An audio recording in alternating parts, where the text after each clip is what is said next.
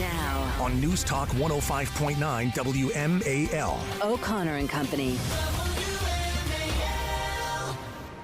Good Wednesday morning. It's 6:06 here. It's O'Connor and Company on News Talk 105.9 WMAL. Thank you for joining us and letting us into your routine. Coming up at 6:35, Cal Thomas will be our guest. 7:05, Jenny Terre, Daily Caller covering the border. 8:05, Greg Pemberton, president of the D.C. Police Union. And 8:35, Mark Morgan, formerly of the Trump administration, U.S. Customs and Border Protection. He'll be joining us to talk about the border as well. And when I say us, I mean me and she. Mercedes Schlapp. Good morning, Mercedes. Glad we know our pronouns. That's such an accomplishment. I know. I was today. going out on a limb there. I didn't want to get canceled or anything. We could just be they, there together. That would be hysterical. It would, and would keep everybody guessing. We like to keep that. Trayon White is the councilman for Ward 8 in Washington, D.C., a ward that has seen its fair share of violent crime over the years, but certainly it's been intensified over the last couple of years, really dating back to the pandemic and the George Floyd demonstrations that turned into fiery but mostly peaceful riots in Washington, D.C.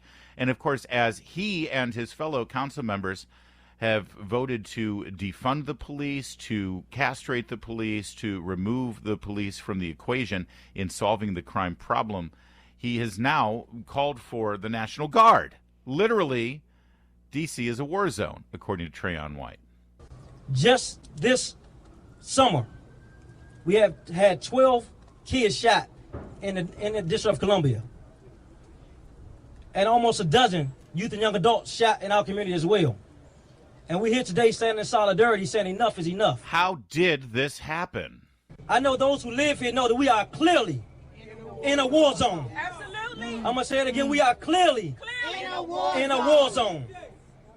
If you don't know you are in a war zone, then mean you haven't been here. You know, he's doing a press conference, and that's great, and he's got people rallied there to chant with him. But I got a question, because those 12 people, those 12 kids shot in D.C. just this summer that he's talking about, they're black kids, by the way. Where's the marching? Where's the protests? Where's the shutting down streets and shutting down traffic and the anger and the hostility and the no justice, no peace? Where's all that action? Forget about a press conference. Are you kidding me? Where's the full-on action? Where is Black Lives Matter? Where's the billions of dollars they've raised over the last several years with Black Lives Matters as their mantra, putting a yard sign out in the front of some white wine-drinking suburban mom that makes them feel better? Where's all of that going on? Nothing. He's got a press conference and he calls in the National Guard. Where are the corporations that gave so much money to Black Lives Matter that are stationed in Washington, D.C., where they have their big lobbying offices? It's an outrage. And where is the mayor of D.C.? Why isn't she speaking up on this? This is horrific what we're watching in the city. We have seen such a transformation in Washington, D.C., where when you go, every time I go into the city, it's the same thing. It's people high on drugs, a lot of homelessness, and in this case, what you're seeing specifically in Ward 8, where it is truly violence happening in the city day in and day out at a level that's unprecedented. And amusingly, he wants the National Guard. The National Guard are not trained police officers, peace officers, law enforcement officers. They're not trained in how to properly conduct law enforcement exercises and gather evidence. And no offense to the National Guard, but their main focus is not the constitutional and civil rights of the citizenry during a criminal event. No, their job is to just keep the order. They're the military, for God's sake.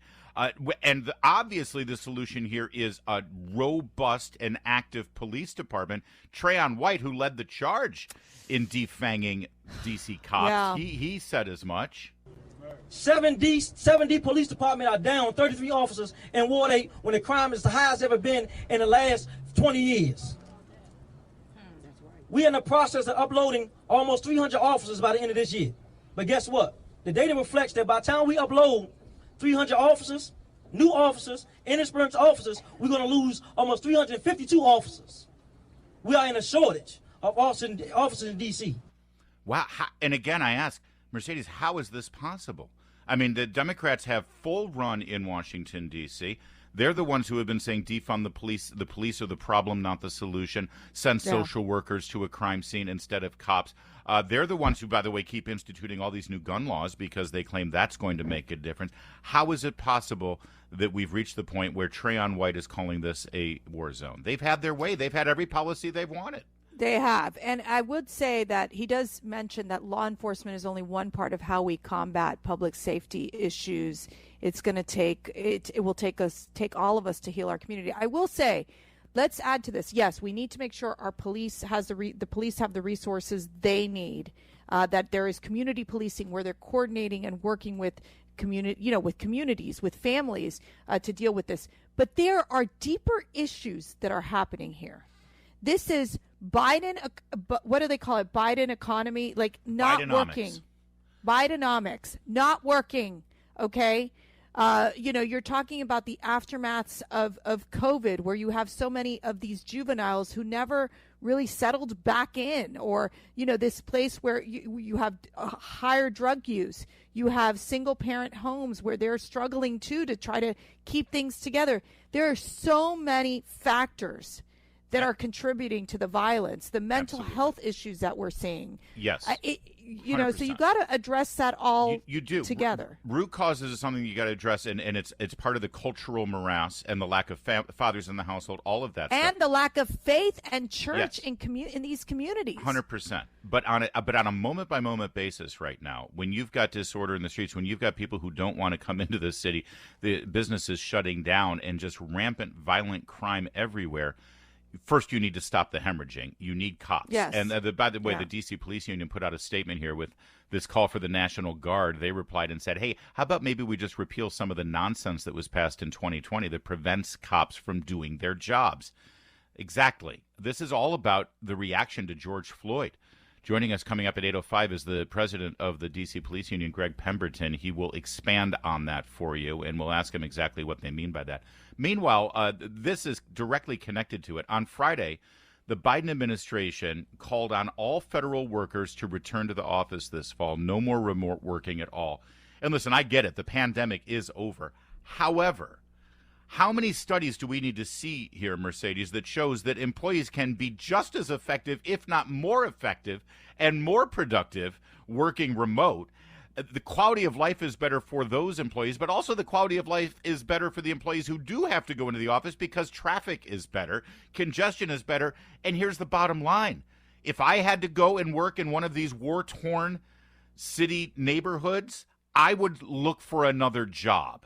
Why is the Biden administration allowing this violent crime to continue in the district and at the same time demanding that federal workers come and risk their lives every day in those neighborhoods? Because Bidenomics is working. Bidenomics. No, listen, I can't. Larry, let me tell you something. What we need to do is gut half of the federal government. Let's start from there. You want to solve traffic problems? Just gut half of the federal workers that are in there. I mean, let's be real. I mean, maybe this is a way. This is a way for them to quit. Demand they come in, they quit. It's like, good, don't replace them. Yeah, or just an analysis of what are the essential workers that you really need in there to do the job and be more efficient as a government. Our government continues to expand, especially under President Biden. And, I do think people should go, I think it's healthy for them to go back to work, quite frankly, to build those relationships. Well, yes and no. I mean, I think it's also very healthy and productive for people to be able to work from home so that they can be with their kids, they can spend more time with their kids, be a family unit. I'm on both sides of the equation. People should have the choice if it's appropriate for their job. That said, I have a great way of knowing which federal employee is essential and which isn't. We just ask them, do you listen to WMAL all day? Do you listen to O'Connor and Company on your morning commute? If you are a federal worker and you listen to this program, you are essential. You are super essential. The people who are elsewhere and listening to other things, we can do without them. I like that. Okay. It's 6:15 WMAL traffic and weather every 10 minutes. First on the fives with Jamie Whitten, also quite essential. She's in the Hadid Carpet Cleaning Traffic Center. Remember how Mark Levin, weekdays 6 till 9 p.m. on News Talk 105.9 WMAL. Making sense of the news. We just had Nick Minnock of WJLA on our program yesterday morning, and he's been covering the Loudoun County scandals. pick your poison, the school board scandals, as well as now the County Board of Supervisors scandals. The latest is that they used tens of thousands of dollars of taxpayer money to go on a couple of junkets. Nick Minnock teased this yesterday that he had a little bit more developments on this. Let's tell you what he found out. First of all, they've been saying, oh, it was tens of thousands. It was maybe $50,000. It turns out this year alone, taxpayers in Loudoun County have paid $100,000 just for Loudoun County Chair Phyllis Randall's three other county supervisors, and the county staff's sister city trips to Ghana and Uruguay. $100,000, Mercedes, and this is from an entity that wants to raise property taxes because they keep saying the costs are higher and county services are in demand, so they got to raise taxes. And meanwhile, they're pissing away $100,000 on these junkets. All right, so it's just $100,000, Larry. Only $100,000 seriously. amongst friends. But then there's outrageous. this. When this story first broke, they claimed, "Oh, listen, these were working trips, and we were. It's not like it was some vacation or some holiday. We were out there. The moment we got off the plane, we were busy with official business every step of the way." Well, here's the latest from Nick last night. The elected officials stayed at five-star hotels overlooking the beach. They visited tourist destinations and flew business class. Well, tonight 7 News is getting new insight into how the elected officials spent their time during their recent taxpayer-funded trip to Uruguay. This year, taxpayers paid around $100,000 for Loudoun County Chair Phyllis Randall's 3 county supervisors and county staff sister city trips to Ghana and Uruguay. 7 News continues to go through all the receipts related to the trips, and we're learning tax dollars were used to buy a $681 camera. 7 News FOIA'd all the pictures and the data on the camera. And tonight we're getting new insight into how the elected officials and county staff spent their time on their tax dollar funded trip to Uruguay. A few of the photos show Randall signing a sister city partnership in Uruguay, but most of the photos on the camera were of sunsets, sunrises, and the 5-star hotel the officials stayed at, which includes a casino. This photo shows Loudoun County Supervisor Julie Briskman smiling as she takes a swim in the water on March 3rd. Moments after this photo was taken, Randall's chief of staff appears on a Uruguay beach, looking into the sunset. His trip was funded by tax dollars, too. Sounds a little like a vacation, doesn't it, Mercedes? Sounds a whole lot like a vacation. Yeah, that's insane. These guys need to resign. There's no question that this Loudoun County chair, supervisor, this chief of staff, it's an embarrassment. Like, this is uncalled for. Like, the reality is like, okay, if Loudoun County would be on a beach, that's one thing, you know what I mean? Right. It's like, well, we're going to go check out the 5-star hotel and the beach. Well, that has nothing to do with Loudoun County and how it benefits Loudoun County taxpayers. And by the way, the taxpayers need to be outraged by this. Yeah, if you're not outraged by the misuse of $100,000 of taxpayer funds, if you're not outraged that they used that money to go have a beautiful beach holiday, how about be outraged over the lie? Here's Phyllis Randall. At the area around the hotel. We did not. I know there's a beach nearby. We did not. We worked every day. When we are over there, we are incredibly busy. Many meetings in a short amount of time. We worked every day. We're incredibly busy, and we didn't go to the beach. So not only but we here took we pictures. Go. Yeah, we got the cover up. You got the lies. You're right. They should resign. Even better, I want them to lose in humiliating defeat this November. It's 6/22. The Biden administration, along with Nancy Pelosi, opening up the purse strings of the federal treasury, allocated over $35 million in funding, allowing states and communities across America to deploy zero-emission Proterra battery electric vehicles. Proterra is a company that Biden himself personally promoted multiple times as a game changer in the electric bus industry. Of course, they had any kind of business because of federal money subsidizing their efforts. And even with all of that, we learned yesterday that they are filing Chapter 11 bankruptcy. Here's Jesse Waters. Proterra was Biden and Kamala's golden boy. It was the company that was supposed to eradicate diesel. Taxpayers were funding it, and now the money's gone. We don't know how many possible hundreds of millions of dollars we lost. We don't know where the money went. But we do know this bankrupt electric bus company had access to at least $8 billion. Democrats thought they picked a winner. Kamala toured their factory. Mayor Pete toward their factory. Even Biden touted it. We ought to be the single most significant suppliers of electric buses and vehicles in the world. You guys are getting us in the game. Getting us in the game. They're out of the game now. They filed Chapter 11, and I wonder how much of our dollars were wasted. And also, I wonder how much money went to the Biden campaign or to the Biden family, for that matter. I wonder if Hunter Biden was involved in any of this lobbying. Crazy, Larry.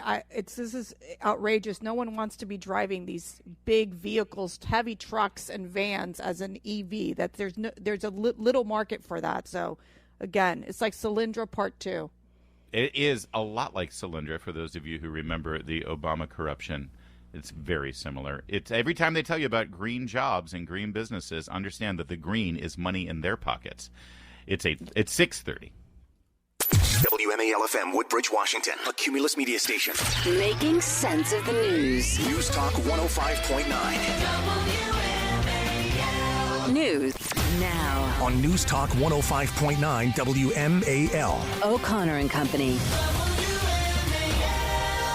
It's 6:37 now. It's O'Connor and Company this Wednesday morning. Coming up at 7:05, Jenny Terre of Daily Colors covering the border crisis. 8:05, Greg Pemberton, president of the D.C. Police Union. We'll talk about calls for the National Guard here in the district. And then at 8:35, Mark Morgan, formerly of U.S. Customs and Border Protection, talk about what's happening at the border as well. I'm Larry O'Connor. Alongside Mercedes Schlapp this morning, the fine and gracious and lovely Mercedes Schlapp. Oh, that's so sweet. That's the nicest thing you've said all morning. Speaking of lovely and gracious, we've got Cal Thomas, syndicated columnist, author of the new book, Watchmen in the Night. And I know you're a huge, we were just talking earlier this morning about how much we love and adore Cal Thomas. Yes, I was. And I was saying how I owe him like a Cuban coffee. I need to make sure I get in touch with him so he there can you go, come Cal. by. He's got a Cuban for I you. was hoping you'd mention that. I'd hope you mentioned that. Well, look, you could put it in the mail and send it to me if we just can't get together. Oh, no. Let me tell you, I prefer to invite you over than Larry at this point, because Larry and I have just been feuding these days. Okay, well, I accept. I'll let you know. We're the bickering bickers. Hey, Cal, your book, A Watchman in the Night, is a great chronicle and memoir of your many years covering American politics. And it's interesting, whenever a president's name is assigned to a policy, it always happens the same way. They called Reaganomics as a criticism, as an insult, but Reagan turned that around and made it a positive. Obamacare was meant to be a negative, and then Obama, by the end, was embracing it. Yes, please call it Obamacare. It's fascinating to me that Biden's people have decided no one was calling our economy Bidenomics. They decided to call it Bidenomics, and it's a big lie, isn't it? Yeah, I think we ought to call those places that are being set up in New York City parks now. Remember Hoovervilles during the Great Depression? We should call them Bidenvilles. Yeah. That would be nice. But, he's counting. This is the way the game is played in Washington. Biden is counting jobs that existed during the Trump presidency and were temporarily closed because of COVID, but then reappeared when the economy reopened. And that was more than 2/3 of job creation under Biden. Trump's job record, on the other hand, after 30 months in office, was 46,000 real jobs per month higher than Biden's, or by 36%. So it's all, fudging the numbers as they do in Washington so often. It's another lie. Like I never discussed business with my son and Hunter, and telling some of the Gold Star families, I can identify with you because my other son died in Iraq. Of course, he died of cancer, tragically, of course. But Biden keeps repeating these lies. It's the old Joseph Goebbels thing: tell a lie big enough, often enough, and a lot of people will believe it. Yeah, well, you bring up the fact that he met with this this wounded soldier at Walter Reed. We also saw this gripping testimony before Congressman Darrell Issa's committee on Monday. That seems to be a big, when you see these Gold Star families just breaking down in tears because these servicemen and women should have never died in Afghanistan. That was a complete debacle from a foreign policy standpoint for President Biden. I mean, But remember how Cindy Sheehan was opposed to it? Cindy Sheehan got more coverage than a Kardashian, for God's sake. That's exactly right. Or the Barbie movie or whatever. I watched the whole thing, and it was gripping, and it was tear-jerking. These families are simply asking for information.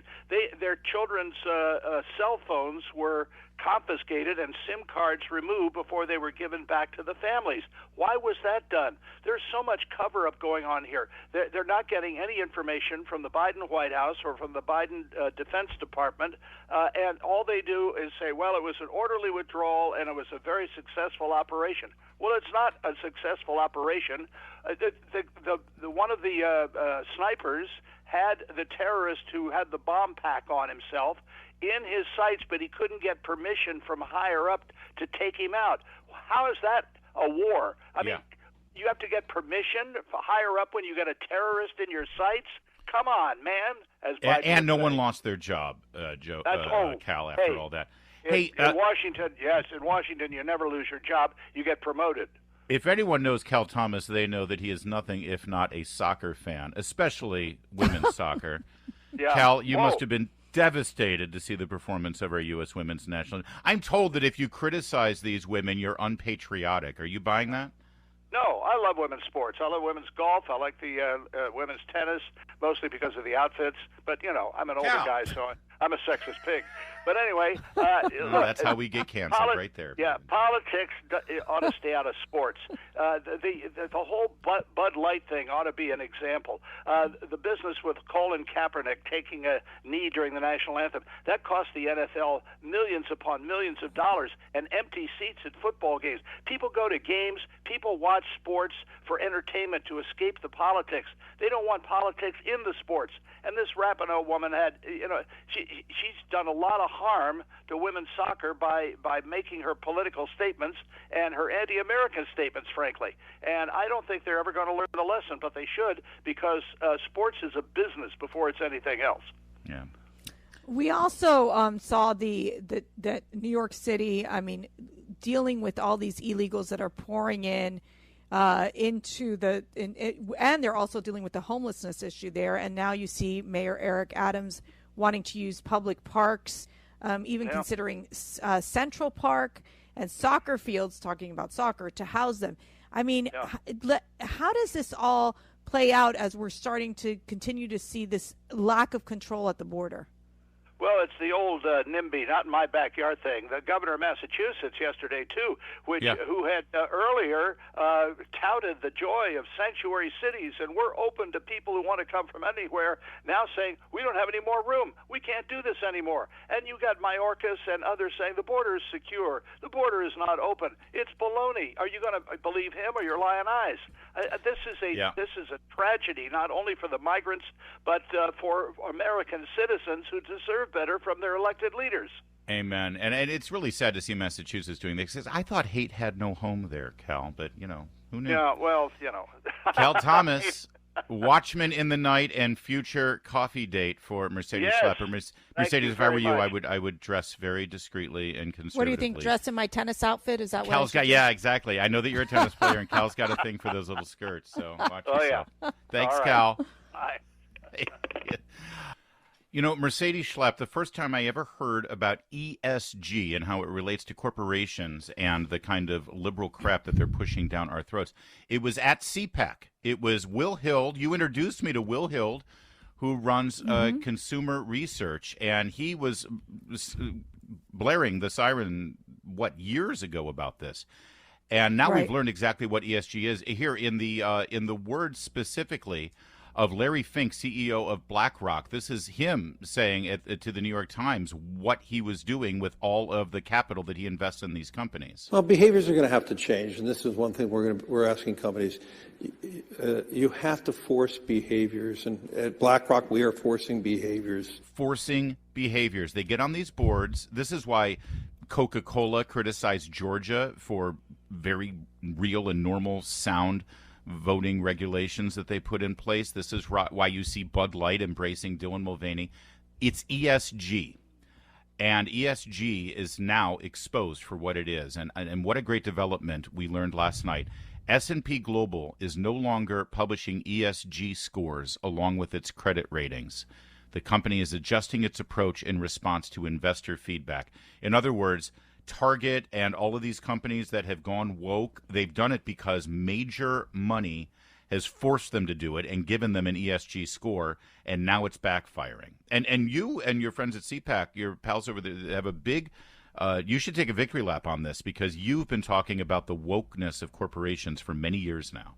Yep, and that's one of the things CPAC does in really keeping tabs on what's happening with the woke corporations and connecting with the CEOs and their boards and saying, you guys have gone too far. I mean, there is millions of Americans who hate this idea of ESG, that hate this idea of woke corporations. And it's why you're seeing, for example, that these conservative state attorney generals, last year they opened an investigation into the S&P's use of ESG. Yep. And I think putting the pressure on them, it just shows, like, it's like what we saw with the boycott with Bud Light. It's finally the conservatives, the Americans are waking up and saying we've had enough. Yeah, and also, by the way, I want to give a credit to state treasurers in red states who I think there's 19 or 20 of them that got together and said none of our public funds, none of our public pension funds or anything will be invested in companies that have ESG standards. By the way, S&P is claiming that this is just because of investor feedback and confusion over the scores. It says it doesn't affect our ESG principles or our criteria or our research or commentary. Oh, we're still woke. We're still on board. Oh, sure, you're not. This is a direct result of the blowback, and we got to keep that blowback coming.